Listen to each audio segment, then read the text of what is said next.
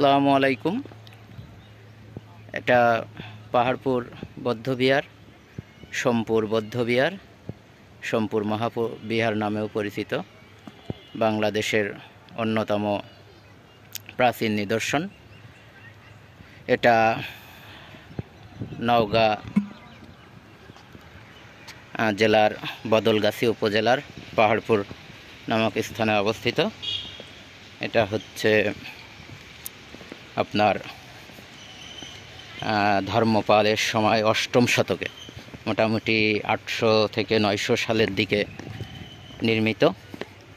এটা একটা প্রাচীন বৌদ্ধ ধর্মের ধর্মচর্চা কেন্দ্র।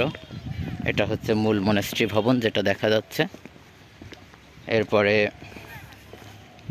এটা আপনার অনেক বৌদ্ধরা এখান দেশ থেকে বিতাড়িত হওয়ার পরে এরকম ছিল।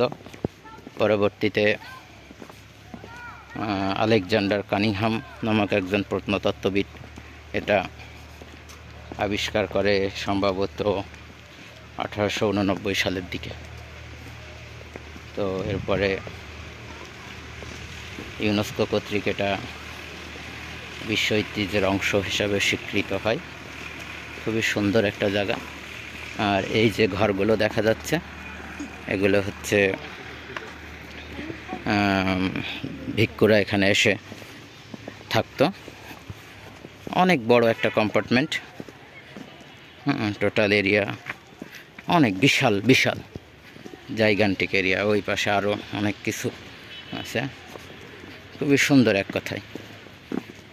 এটা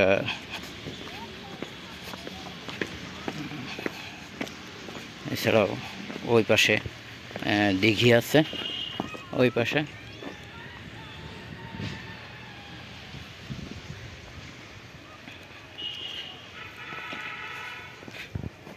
তো আপনারা এখানে আসবেন, সবাই ঘুরতে আসবেন, ভালো লাগবে।